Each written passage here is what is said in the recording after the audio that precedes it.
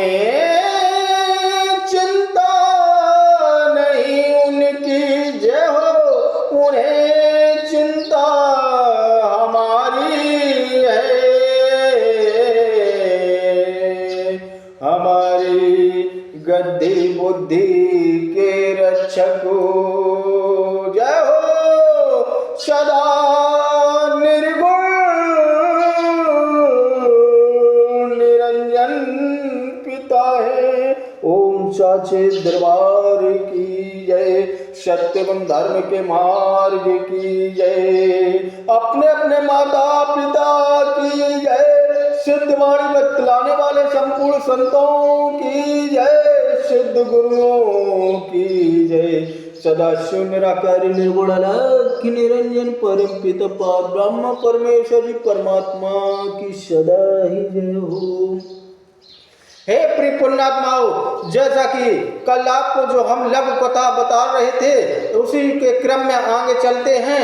हे प्रिय पुण्यात्माओं, जब बारात में भगदड़ मच गया कि एक वो स्त्री जा रही है, एक महिला जा रही है, उसने इस पालकी में बैठे हुए दूल्हे को खा लिया, डायन थी वो, उसने खा लिया। तो द्वारपाल दिक्पाल जब पर्वतवासिनी पार्वती मैया का पीछा कर रहे हैं और माँ दौड़ती हाँकती हुई शंकर जी के पास पहुंची। हे प्रिय पुण्यात्माओं, जब माता वहां जाके पहुंची शंकर जी के पास तो तुरंत प्रभु के चरणों में गिर गई कि हे प्राणपति, हे देवों के देव, ये बतलाए कि ये क्या हो गया, मैं इतने संकट में कैसे फंस गई। कहे पार्वती, रोको तो तुम्हें कि यह झमेला में न पड़ो, ये मृत लोक है, या कब क्या घटित हो जाए कोई नहीं जानता। तो मैं रोकर रहे कि वे मन ना जाओ, ना हम वे वहीं जाए, दूल्हा दिखे जाए। ये तुमको मैंने पहले ही मना किया कि वहां मत जाएं, वहां जाना उचित नहीं होगा, लेकिन आपने मेरी बात को मिथ्या समझा और चली गई।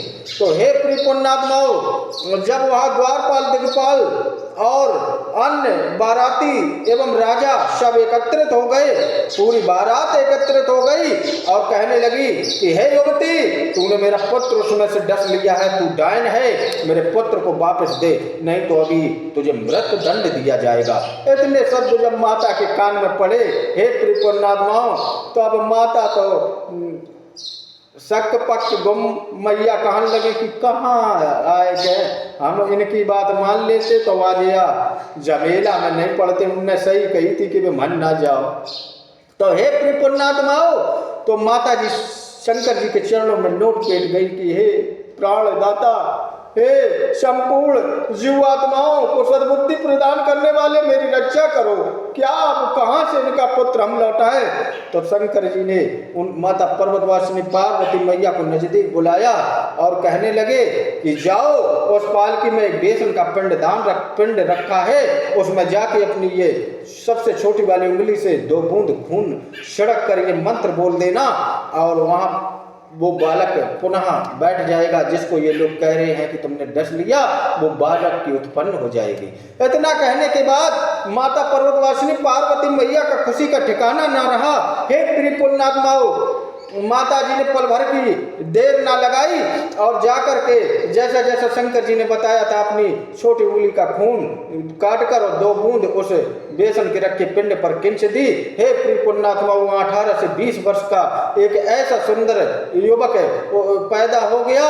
प्रेम से बोलेंगे साचे दरबार की जय, जिसके स्वरूप का वर्णन करना हमारे बस में नहीं है। उसके चंद्रमा के समान तेजस्वान, एकदम बलवान और ऐसी सुंदर काया रूप यौवन प्रकट हुआ कि उसे जो देखे वो देखता ही रह जाए। हे प्रिय पुण्यात्माओं, बारात में एकदम खुशी से लहर दौड़ गई, ढोल लगाने की थाप गूंजने लगी और वहां उस बालक का जन्म हो गया जो बेसन के पिंड रूपी जो बैठा था। हे प्रिय पुण्यात्माओं, अब माता पर्वतवासिनी पार्वती मैया जी सोच में पड़ गई कि यहाँ मैंने झांक कर देखा, यहाँ कोई भी व्यक्ति नहीं बैठा था और ये लोग कह रहे थे कि ये डायन है, इसने मेरा पुत्र खा लिया, ये मामला क्या। चलो प्राणनाथ से पूछते हैं। माता ने बिना विलंब किए शंकर जी के पास आई और कहने लगी, कहे सुनन नहीं हो, तो शंकर जी बोले हाँ बताओ क्या बात है। कई जब हमने वह पालकी में झांक के देखो तो वहाँ में तो हमें कछु नहीं दिखानो तो, और ये लोग एकदम दौड़ पड़े कि हमारा बेटा खाए गई यो का या को मतलब का स्वामी, हमें कुछ समझ में नहीं आई यह बात। तो शंकर जी बोले कि ये मृत लोक है, यहाँ जहाँ ये गांव से बारात आई है उस देश के राजा को कोई संतान नहीं होती थी, तो उसकी पत्नी बहुत चिंतित रहती थी। उसने झूठ बोलकर अपने राजा से झूठ बोलकर, अपने पति से झूठ बोलकर और ये कहा कि मेरे पास संतान की उत्पत्ति हो गई है, और उस संतान का मुंह यहाँ की प्रजा एवं राजा जब तक नहीं देखेंगे, जब तक कि उसकी भामर पड़कर घर पर नहीं आ जाएगी, और जब घर पर वो बहू के साथ आएगा तब सभी लोग मुंह देखेंगे, और जबकि हे पर्वतवासिनी उसकी कोई भी संतान उत्पन्न नहीं हुई थी। उसने सब लोगों से, राजा से एवं प्रजा से झूठ बोलकर इतने दिनों तक छुपाए रखा, और जब उसकी शादी विवाह हुई और जब बारात जाने को थी तो परम पिता पार ब्रह्म परमेश्वर जी परमात्मा जी की लीला, हे पर्वतवासिनी हम लोग यहाँ भ्रमण करने के लिए आए थे, चिंता देखने के लिए, तो आदेश परमात्मा का यही था कि उसमें जो पिंडदान रखा था उसको एक पुत्र रूपी काया कैसे प्रदान की जाए, इसलिए यहाँ आना पड़ा। हे पार्वती, अब वो जब रानी ये बात जानेगी कि उसका वास्तविक पिंड रखा था, परमात्मा ने उसकी टेर पुकार फरियाद को स्वीकार करके वो पुत्र रूप में बदल दिया, तो उसके आश्चर्य का ठिकाना ना होगा। इतना कहकर दोनों अंतर ध्यान हो गए। बारात आगे के लिए प्रस्थान हुई, ढोल नगाड़े बजते जा रहे हैं, हे प्रिय पुण्यात्माओं। और जब वो राजा जिस देश में बारात जानी थी उस राजा के जब नगर में बारात पहुंची तो लोगों ने ऐसी बारात और ऐसा दूल्हा पहली बार देखा था। एक अनुपम छटा, एक अनुपम किरण दूल्हे से छलकती हुई, और बारात में इतना मनमुग्ध संगीत कि लोग भाव विभोर हो गए। दूल्हे को देखकर जो देखता वो देखता ही रह जाता। जितनी भी गांव की महिलाएं दूल्हे को देखने आई थी तो उनने मन ही मन कहना शुरू किया कि फलानी ने बहुत अच्छे कर्म करे, वह देखो राजा की मौड़ी को कितना अच्छा दूल्हा है। हे प्रिय पुण्यात्माओं, संपूर्ण नगर में खुशी की लहर दौड़ गई। वहां जितने भी लड़की के पक्ष के राजा के यहाँ थे और नाते रिश्तेदार, खुशी का ठिकाना ना रहा। इतना सुंदर लड़का और उसके सब शादी संपन्न हुई। हे प्रिय पुण्यात्माओं, इससे हमें सीख मिलती है कि हम अगर सच्ची लगन निष्ठा, हम अगर दिल में, वो रानी ने क्या किया था जिसके कोई संतान नहीं थी, उसे परम पिता पार ब्रह्म परमेश्वर जी परमात्मा पर एक भरोसा था। वो ध्यान मग्न रहती थी रानी, परम पिता पार ब्रह्म परमेश्वर जी परमात्मा पर विश्वास करती थी। एक सीख मिलती है हमको भी और हमारे समाज को भी कि हम अगर परमात्मा के भरोसे कोई कार्य करेंगे, लगन निष्ठावान बन के करेंगे, तो वो कृपालु दयालु दीनानाथ कहीं ना कहीं देख रहा है। वो कहीं ना कहीं किसी रूप पर आकर वो हमारा कार्य सिद्ध करेगा।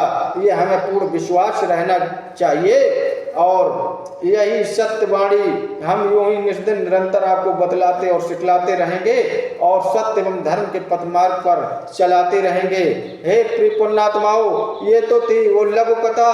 हम इस समाज में सत्य एवं धर्म के मार्ग को धारण करके परमात्मा की नियमित भक्ति में ध्यान मग्न रह के अपने जीवन को कैसे निरोगी निर्मल काया को प्राप्त करते हुए अमृत को प्राप्त करते रहे, इस विषय में भी हम आपको जानकारी देते रहेंगे। हे प्रिय पुण्यात्माओं, ऐसे कलयुग में सतयुग आएगा, कलयुग जाएगा, सतयुग आएगा।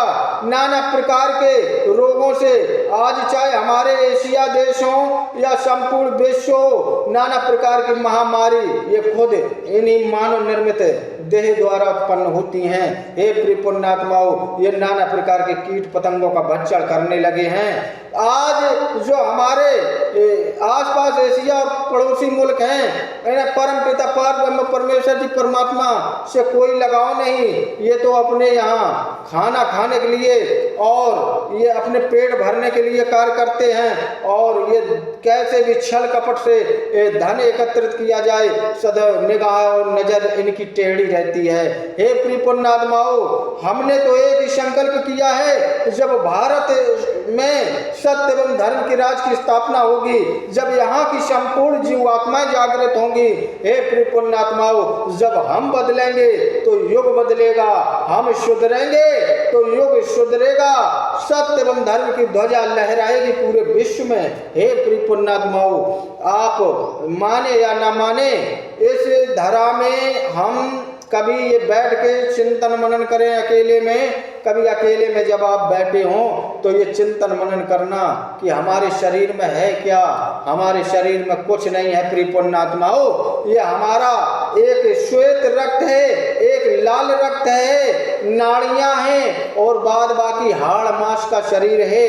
प्रिय पुण्यात्माओं, जब हाड़ मांस का शरीर है, तनक भी खरोंच आ जाए, कहीं कांटा भी चुभ जाए तो हाय मैया दैया करने लगेंगे आप, हे प्रिय पुण्यात्माओं। लेकिन जो हमारी आत्मा है वो वास्तविक में आत्मा एक वज्र के कोठे, वज्र का कोठा बनाया है परमात्मा ने संपूर्ण जीवात्माओं के अंदर, उसे हम वज्र कह सकते हैं। एक वज्र कोठे के अंदर हमेशा रहती है, जिसके ताले की चाबी सिर्फ परम पिता पार ब्रह्म परमेश्वर जी परमात्मा के देवदूतों या परमात्मा के पास है। बाकी इस वज्र शरीर पर, इस वज्र शरीर पर प्रहार कितना भी करो, लेकिन आत्मा को कोई कभी छू भी नहीं पाया, क्योंकि वज्र का कोठा और वज्र का ताला उस आत्मा के ऊपर लगाने वाला कौन है? परम पिता पार ब्रह्म परमेश्वर जी परमात्मा जी। हे प्रिय पुण्यात्माओं, आप इस शरीर को हल्के में ना कभी आके, इस मानव निर्मित शरीर में 10 द्वार हैं हमारे, आप कभी गिनना, आपको अंदाजा लगेगा आप 10 द्वारों वाले हैं, आपके संपूर्ण 10 द्वार हैं। और ये जो ऊपर का धरा है ये अकल ब्रह्मांड है, अकल ब्रह्मांड में ही हमारा ये जो मन है, ये भ्रगुटी के बीच में हमारा मन भ्रगुटी के सदैव नीचे रहता है।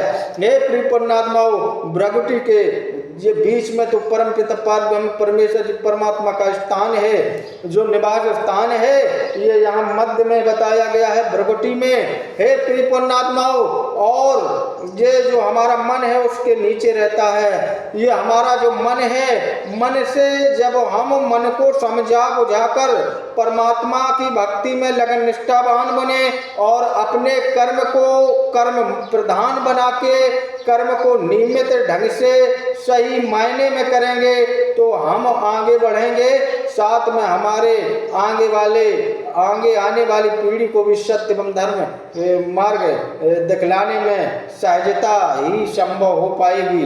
क्योंकि जब हम कोई कार्य करते हैं तो उससे हमारे बच्चों को सीख मिलती रहती है। हम घर में आचरण व्यवहार कैसा रखते हैं, हम कहीं आपस में लड़ते झगड़ते तो नहीं, हम क्या अपनी पत्नी से लड़ रहे या अपने माता पिता से लड़ रहे हैं, तो बच्चे चुपके से देखते रहते हैं और उसी प्रकार का उनके मन में आचार विचार आते रहते हैं। तो हे प्रिय पुण्यात्माओं, जब हम सुधरेंगे तो युग सुधरेगा, हम बदलेंगे तो युग बदलेगा।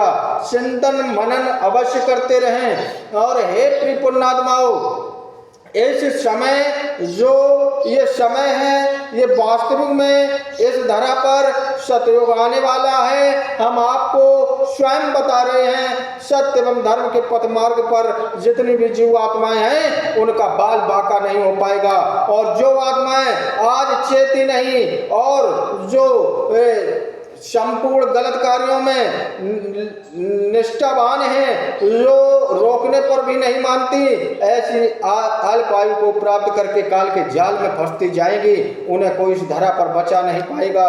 शेष जितने भी जीव आत्माएं अपने सतमार्ग को धारण किए हैं, परम पिता पार ब्रह्म परमेश्वर जी परमात्मा का चिंतन मनन करके अपने कार्य को नियमित ढंग से कर रहे हैं, उनके अंदर संपूर्ण अकल ब्रह्मांडों की पावर आनी शुरू हो गई है। है ऊर्जावान बनेगी, क्योंकि इस धरा पर अलौकिक शक्तियां, अदृश्य शक्तियां, चमत्कारिक शक्तियों का जो परमात्मा ने उजागर कर दिया, भेद दिया है, वो धरा पर अपना काम करना शुरू कर दिया है उन्होंने, और योग माया ने भी अपना कार्य करना शुरू कर दिया है। अब ज्यादा दिन नहीं है इस धरा पर, समय बदलने के लिए कोई देरी नहीं है।